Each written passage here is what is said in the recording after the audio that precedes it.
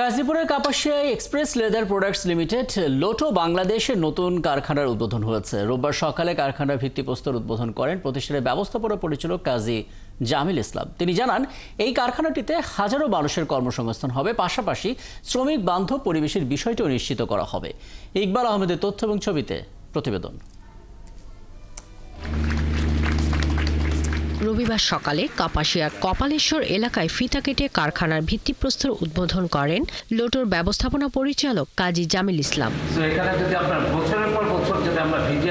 পরে তিনি জানান, নতুন এই কারখানায় 2000-এরও বেশি মানুষের কর্মসংস্থান হবে। পণ্য উৎপাদনে অত্যাধুনিক মেশিন ব্যবহার ছাড়াও শ্রমিকদের প্রশিক্ষণের মাধ্যমে দক্ষ জনবল হিসেবে গড়ে তোলা হবে। পাশাপাশি পণ্য রপ্তানি করে দেশে আসবে বৈদেশিক মুদ্রা।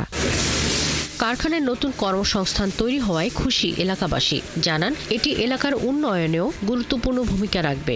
এই জায়গায় ফ্যাক্টরি করাতে অত্র এলাকার কর্মসংস্থান বাড়বে। তো এখানে অনেক লোক বেকার আছে, এখানে আমাদের এখানে ফ্যাক্টরিটা হওয়াতে মনে করেন অনেক লোক কাজের সংস্থা করতে পারবো। দূরে গিয়ে কাজ করতে হয়, এখানে কাছে হয়েছে, এই ফ্যাক্টরিটা হওয়ায় আমরা অনেক খুশি। আয়োজকরা জানিয়েছেন, দেশের 120টিরও বেশি আউটলেটে লোটোর পণ্য পাওয়া যাবে, যা হালকা, আরামদায়ক এবং পানিরোধী। 2011 সালে ইতালির নাম্বার 1 স্পোর্টস ব্র্যান্ড লোটো বাংলাদেশে যাত্রা শুরু করে। শাকিলা শম্পা, 71।